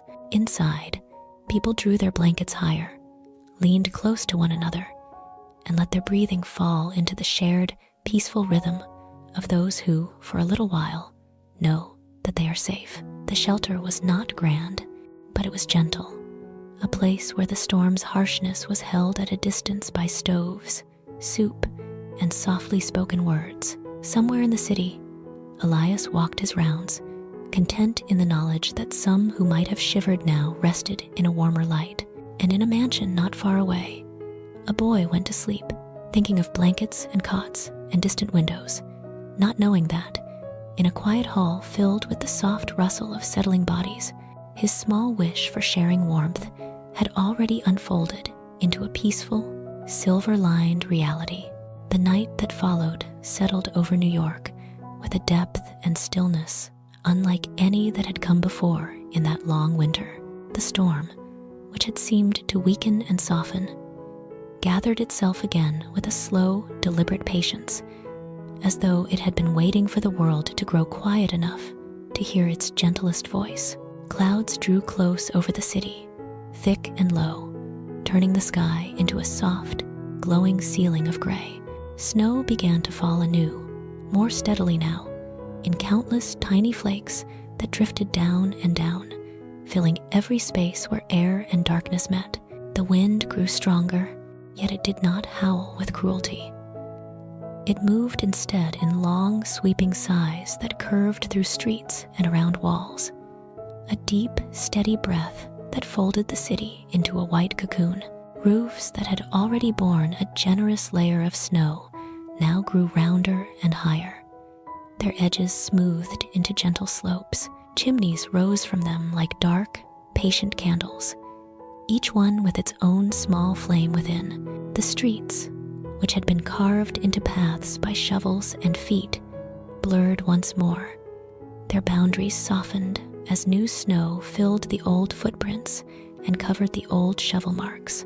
Streetcars stood completely still, each window veiled by frost, each iron wheel locked in white. Wagons slept under deepening drifts, and the tracks along the river's edge disappeared under a continuous, pale sheet. The city's usual angles and lines had been replaced by curves and mounds, the hardness dressed in softness, the sharpness wrapped in something quiet and yielding. High above the silent rails and snow-covered streets, the sky shifted. The thick clouds, while still present, allowed a faint, diffused light to seep through, a pale glow that seemed to have no single source. The moon was hidden, yet its presence could be felt as a gentle pressure behind the cloud veil, turning the falling snow into silver dust. Each flake, as it passed through this softened light, took on a brief radiance, a tiny glimmer, before joining its countless companions on roof and step and sill. The stars were shy, their points muted, but the whole sky had become a great, luminous dome, and beneath it, the city lay in a hush so profound that even the wind seemed reluctant to disturb it. Elias moved through this transformed world with a calm as deep as the snow itself. His duties had drawn him many times that evening from one part of the city to another, and now, as the hour grew late, he walked more slowly, more thoughtfully, as though the night had eased its urgency and invited him simply to bear witness. His boots sank into the snow with each step, leaving a gentle trail in the white. The lantern at his side glowed with a steady, modest light that softened the darkness around him. The glass fogged faintly by his breath when he lifted it higher. The air was very cold, but the cold was not biting. It was pure and clean, a vast, quiet stillness that touched his face and his lungs and made him feel awake in a deep, peaceful way. He passed first by the church where the shelter had been opened, its tall windows glowing with warm, golden light that spilled in soft rectangles onto the snow outside. The heavy doors were closed against the wind, but thin threads of brightness escaped at their edges and hinges, hinting at the life within. From time to time, a shadow moved behind the glass, the brief outline of a person crossing the wide hall. Elias knew that inside, the great space was filled with quiet figures wrapped in blankets, resting on cots, their breaths rising together in a slow, gentle rhythm. He thought of Clara and her family among them, of her brother curled up beneath a borrowed blanket, his small face relaxed in sleep, and of Clara herself, lying awake a little longer, listening to the low murmur of distant voices and the soft crackle of the stoves. Within that hall, the night was long, but not harsh. The stoves radiated a deep, steady warmth, turning the air into a kind of gentle river that flowed along the floor and around each cot. The light from the lamps was turned low, so that the high ceiling disappeared into a comforting darkness, and the walls seemed to lean inward, protective and kind. Clara lay on her side beneath the floral blanket, her eyes half open, watching the patterns of shadow on the neighboring cot. Her mother slept in a light, careful way beside her, ready to wake if needed, while her brother's breathing remained steady and slow. Around them, people shifted quietly. Blankets rustled, someone sighed in their sleep, and then stillness resumed. The storm outside, though strong, felt far away, held at bay by stone and fire, and the shared body heat of so many gathered together. Clara's thoughts moved gently, like snowflakes in a mild breeze. She remembered the narrow room under the eaves, the familiar lines of the stove and table and bed, the way the cold had seemed to creep through the boards when the coal grew low. She thought of their small window, now facing the storm alone, and imagined the snow piling up on the sill, the glass turned milky by frost. Yet, there was no sharp longing in her heart. Rather, there was a quiet gratitude that they were here tonight, wrapped in warmth that did not need to be measured piece by piece in a scuttle. She wondered where all the blankets had come from, how so many had arrived in one place, ready to be given. As she drifted between wakefulness and sleep, she pictured distant rooms where those blankets had once been folded, waiting. And she felt, without knowing why, that kindness could travel farther than any single person. Far across the city, in the mansion of many lights, another child lay awake while the storm deepened. Thomas lay in his bed, beneath thick, down-filled covers, his pillow soft under his cheek, and the faint glow of a dying fire still visible from the open door of his room. The house around him breathed in its own quiet way, the low murmur of servants' voices far below, the occasional settling creak of wood responding to the cold, the faint ticking of a clock in the corridor. The windows of his room framed the outside world in tall, narrow panels of silvered glass. Beyond them, snow fell in the same steady lines, sparkling faintly in the diffused moonlight, while the broad avenue lay empty and white, the trees along the curb wearing cloaks of frost.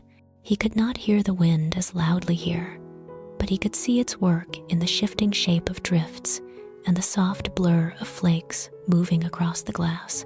Sleep did not come quickly to him, though the bed was warm and the room safe.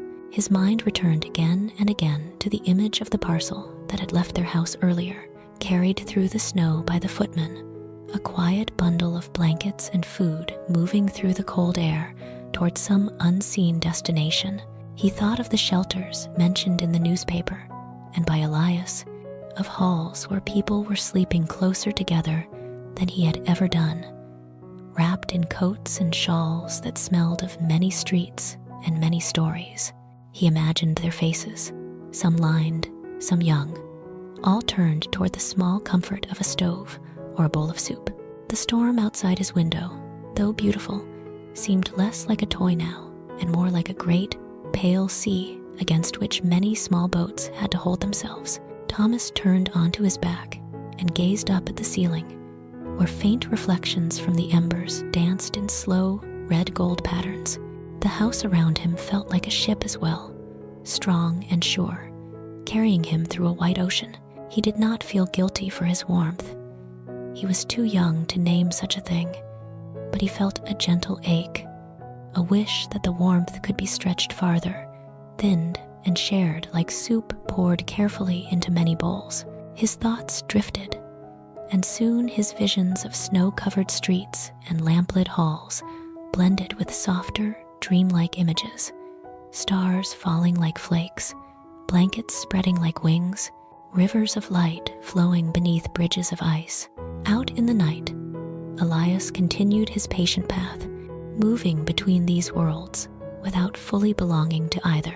He stopped again at the church, speaking quietly with someone at the door, making sure everything was peaceful, that the fires burned evenly, that nothing more was needed. Then he turned his steps toward the wealthier district, where he passed the mansion now mostly dark, its family upstairs, its servants resting in their quarters. A few windows still glowed, a late lamp in a study, a dull red flicker from a banked fire. From the street, the house looked calm and complete, a solid shape against the snowy sky.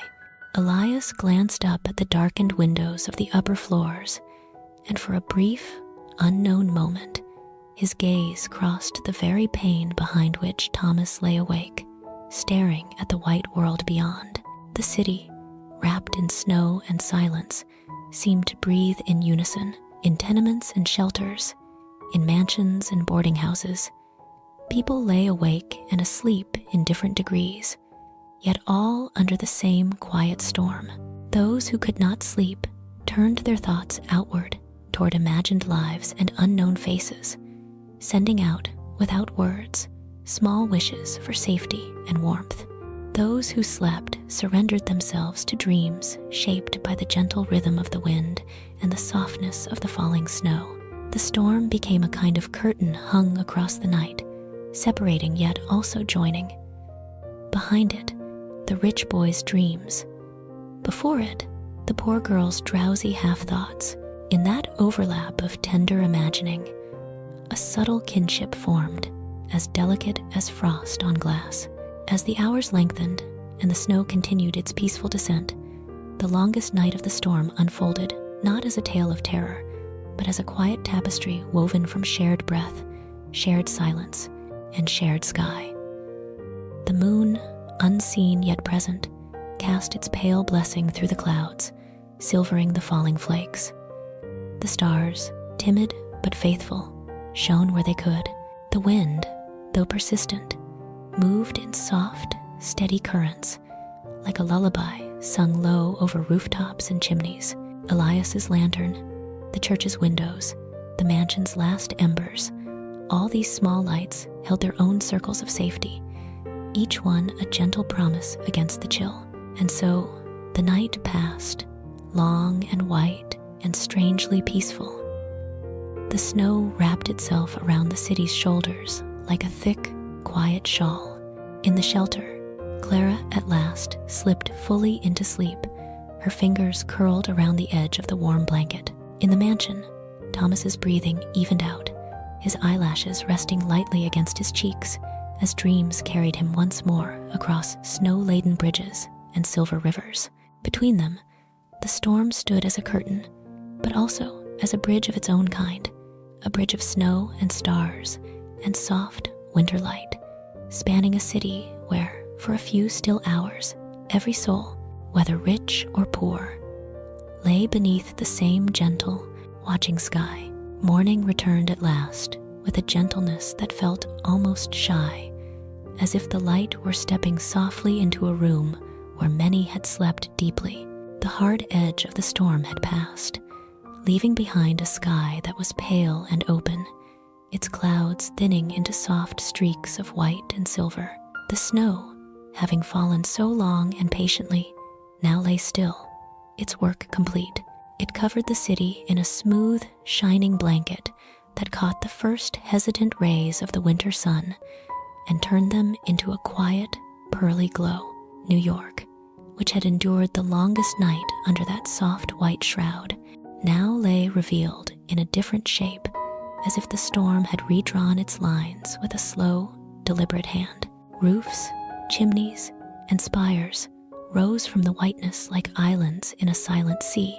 The outlines of buildings were softened, their sharp corners rounded by drifts. Cornices and ledges wore caps and collars of snow, delicate and precise, and windowsills held small, curved dunes that glittered faintly as the light grew stronger. On the streets, deep banks leaned softly against stoops and fences, while paths, hastily cleared the previous days, had been buried and smoothed over once more. The rails of the streetcars slumbered beneath thick white lines. The cars themselves looked like curious, snow-covered creatures pausing for a long rest. The docks along the river were still and white as well, their piles and piers wrapped in layers of frost and ice, with the dark water beyond moving slowly, reluctantly, under its fragile skin of forming ice. The air that morning was very cold, but it was a clean and gentle cold, brightened by the light. Breath rose from mouths in soft plumes and drifted upward, vanishing into the pale sky. Sounds, when they began, entered the world cautiously, as if unsure of their welcome after such a long silence. A shovel scraped against stone, a door creaked open, a voice called softly to another. Bit by bit, the city stirred. Curtains were drawn back, shutters opened, and faces appeared at windows, blinking at the brightness, taking in the transformed streets and rooftops with slow, wondering gazes. In the wealthier district, where the houses stood tall and self-assured, the morning's first movements were organized and measured. Servants stepped out onto the front steps, bundled in heavy coats, their boots crunching firmly into the snow. Shovels, brooms, and sturdy brushes appeared, and narrow paths began to be carved again through the deep drifts, leading from polished doors to the whitened street. The work was steady and strong, though done without haste. There was a sense that, though the snow was deep, there was ample time, ample strength, and ample fuel with which to greet it. Behind the cleared windows, fires burned in hearths, sending up slender ribbons of smoke that curled gently into the thin morning air. In the mansion of many lights, the family gathered at the front windows before the day's duties drew them into their separate rooms. The avenue beyond looked like a scene from some quiet winter painting. The bare trees along the curb cloaked in white, their branches etched sharply against the pale sky. Thomas pressed his palm lightly to the glass and traced with his eyes the route the footman had taken the previous day, carrying the parcel through the gathering snow. The idea that those blankets now lay where they were truly needed filled him with a subdued, grateful warmth. He could not see where they had gone, nor whom they had touched, but he felt that they had traveled into a wider world, beyond the boundaries of his familiar streets. Meanwhile, in the narrower quarters of the city, the morning came with equal brightness but different burdens. The tenements rose from the snow like dark, persistent ships anchored in a frozen harbor, their roofs and window ledges thick with ice and white. In the building where Clara's room lay under the eaves, some windows remained shuttered, their occupants still sleeping after the long night away. Others opened cautiously, revealing faces that peered out at the high banks of snow pressing against the walls and steps. The stairways inside were cooler than usual, the scent of old coal and boiled cabbage mingling with the fresh, crisp air filtering in under doors. The church, which had served as a still, warm heart through the longest night, began to shift gently toward a quieter rhythm as dawn brightened the high windows. The lamps were turned down, allowing more of the pale day to enter, and the shadows along the arches softened. The stoves continued to radiate a strong, comforting heat, and the blankets lay in loose folds over sleeping bodies. Some of the shelter's guests woke early, accustomed by habit to rising before first light. Others dozed longer, lulled by warmth and the unusual luxury of not having to measure each piece of coal. Volunteers moved quietly through the rows of cots, checking, adjusting blankets, and preparing new pots of simple but nourishing broth for the morning meal. Clara woke to the gentle murmur of these movements and the soft creak of the old church's timbers, reconsidering the day. For a moment, she did not remember where she was, the high ceiling faintly visible above her, and the wide stretch of space around her felt strange after the familiar closeness of their small room under the sloping roof. Then she felt the weight of the blanket over her, thick and pleasantly heavy, and heard the familiar sound of her brother's breathing beside her and her mother's quiet voice speaking to someone nearby. Memory returned like a slow, clear wave. She sat up, the wool brushing softly against her neck, and looked around. The hall was full of subdued color, the dusky red of bricks catching the light, the dark brown of wooden beams, the pale, varied tones of blankets and coats. The faces around her were tired but calmer. Lines of tension had eased during the night. A volunteer passed by with a tray, offering cups of warm tea.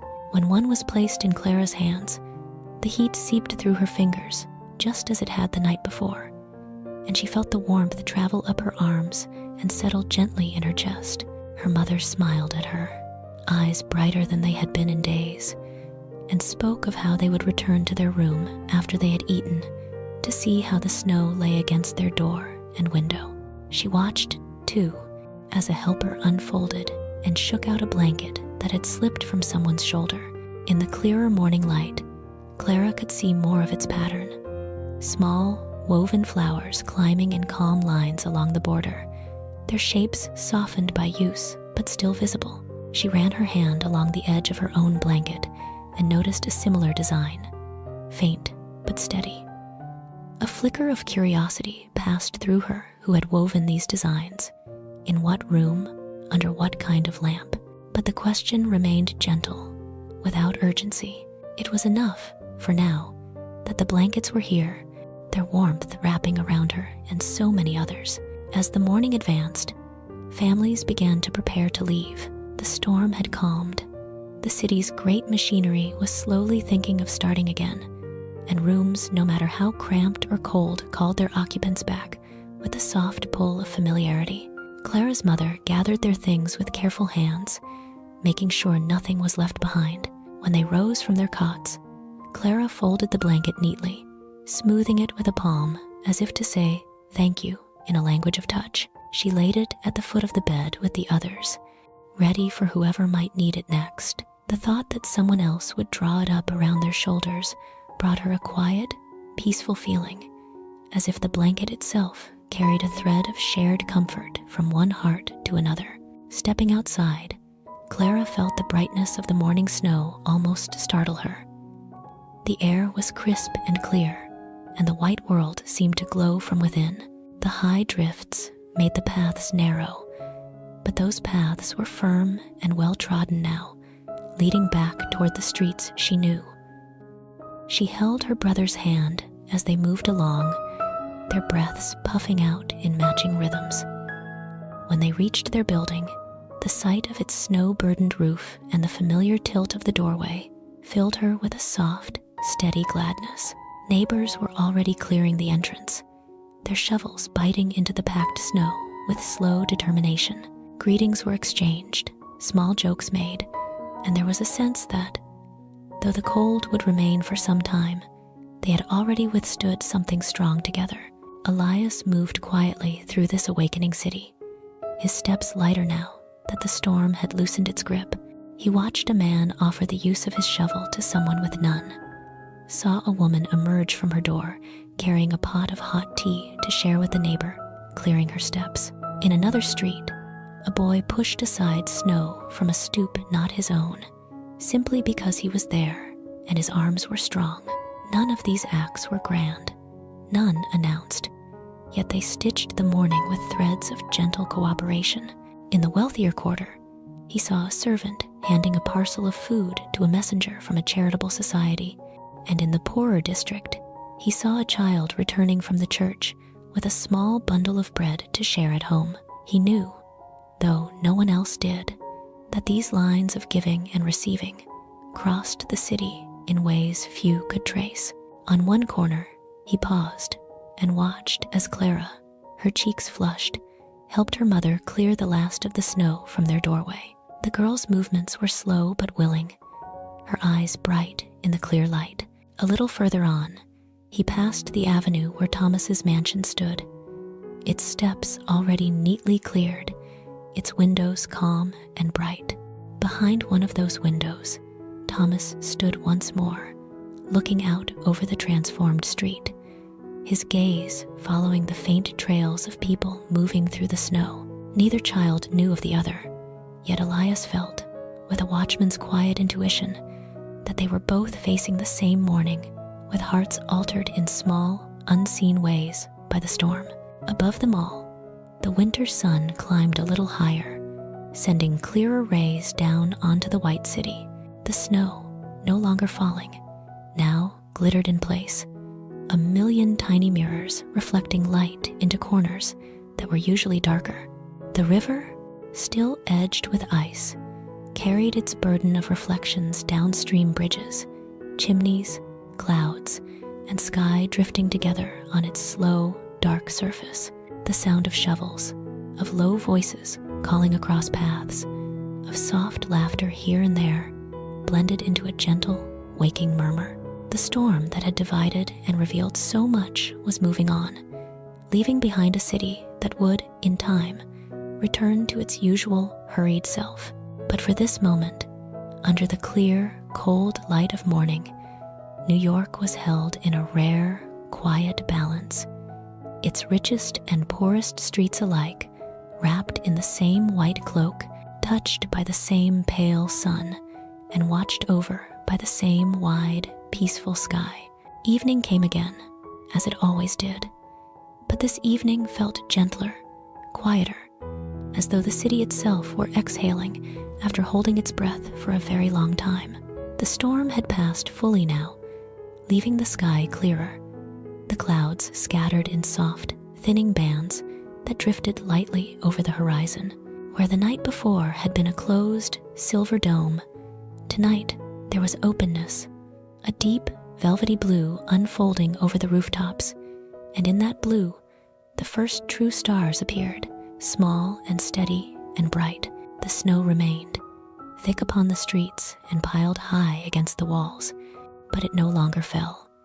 It simply lay there, calm and luminous, reflecting back the pale light from the rising moon, turning the whole city into a soft, white dream. The day's work had been slow but sure.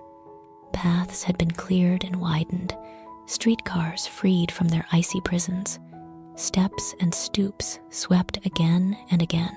In the wealthy districts, carriages had ventured out cautiously, wheels crunching through the packed snow, and fires in wide hearths had burned all day, fed by coal that never seemed to run low. In the poorer streets, doors had opened to the morning sun, and small stoves had been coaxed back to life with careful hands and measured fuel. The church that had served as shelter gradually emptied, its cots folded and blankets refolded, though the warmth of its hospitality lingered in the memory of those who had rested there. As the last colors of sunset faded from the sky, the city was no longer struggling beneath the storm. It was resting, wrapped in its aftermath. The moon rose quietly, a pale, rounded lantern lifting above the eastern rooftops. Its light fell softly on the snow, turning it from dull white into something almost silver, as if each flake were a tiny mirror catching the night. The river, which had flowed dark and determined under the storm, now carried a faint, rippling trail of moonlight along its surface, broken only by small patches of ice that glowed like floating shards of glass. Bridges arched over it in calm silhouettes, their cables and towers still outlined with remnants of snow. From a distance, they looked like white threads stitched carefully across a deep, blue cloth, holding the two halves of the city together under the stars. Elias stepped out from his small bridge office into this clear, moonlit cold, his breath rising in soft clouds that mingled with the night air. His lantern was lit out of habit, though the light was hardly needed now. The lamps along the bridge burned with bright, steady flames, and the moon's silver gaze washed everything in a gentle, diffuse glow. He felt the crispness of the air touch his face, the familiar weight of his coat on his shoulders, and beneath it all, the quiet satisfaction that came at the end of a long trial weathered. The storm had been hard in many places, soft in others, but now it was only a memory traced in white upon the city's surface. He began his walk across the bridge once more, boots pressing firm prints into the packed snow, lantern swinging like a small, golden star at his side. The sounds of the city had returned in part, but they were muted, softened by the snow and the hour. A cart rattled faintly along a distant road. A dog barked once and then settled. A bell chimed somewhere far away. Above and around him, the prevailing sound was a deep, pervasive quiet, the kind that seems to hold everything in a gentle, expectant embrace. The river's murmur rose from below, threading softly through the silence like a low, endless lullaby. From the center of the bridge, he could see the city spread out on both sides, more clearly now than during the storm. To one side lay the poorer quarter, its tenements standing shoulder to shoulder, roofs still heavy under the snow, their windows glowing in scattered, modest points. Some windows were dark already, their inhabitants tucked into bed. Others still showed flickers of light, small lamps, little stoves glowing red, silhouettes moving in rooms where supper dishes were being cleared away or children's blankets tucked more tightly. Elias thought of Clara's building among them, and of the room under the eaves where she and her family would now be settling back into the familiar shape of their lives. He imagined the coal stove, newly fed with cautious hands, warming a smaller space than the church, but hosting their own pillows, their own worn but beloved blankets, their own quiet, whispered stories before sleep. On the other side, the wealthier streets shone more brightly, drawn in stronger strokes of light, rows of houses with tall windows and wide steps glowed with steady, golden warmth. Here, the fires in ornate hearths cast shimmering patterns on polished floors and high ceilings. Lamps burned in front halls, casting graceful shadows up the staircases.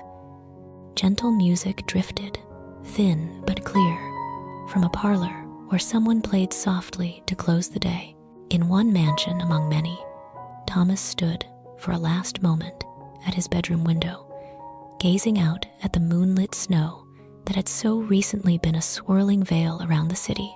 He had spent his day in quiet thought, moving between his lessons, his play, and brief conversations with the adults who drifted in and out of the drawing rooms. Yet, beneath the surface of these routines, something in him had shifted, a subtle awareness that the storm had not visited every roof in the same way. Now, as he looked out upon the silvered world, the memory of the parcel they had sent, of the talk of shelters and small stoves and scarce coal, returned to him with a gentle insistence. He wondered if the blanket he had chosen, the one with the soft floral pattern at the edges, had indeed wrapped itself around someone that night, easing their sleep, sharing some of the warmth he knew so well. The thought soothed him, like a hand laid gently over his heart. At almost the same hour, Clara sat on the edge of her own narrow bed, beneath the low, slanting ceiling of their room under the roof. The journey back from the church had been a slow one through the gleaming snow, but there had been warmth waiting for them.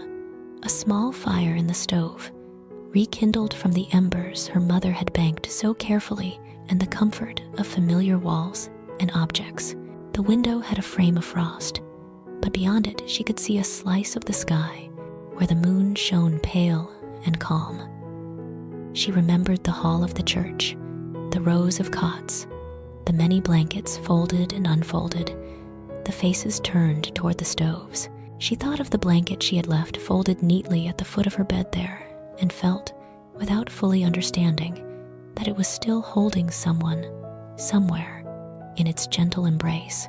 Her brother, already lying down, murmured a drowsy remark about the snow shining like sugar on the rooftops, then slipped into sleep. Their mother moved quietly about the room, setting aside their few things, checking the small pot on the stove that would hold tomorrow's breakfast. The coal in the scuttle was not plentiful, but it was enough for tonight and for the morning after. For the first time in several days, the uncertainty did not bite quite so sharply.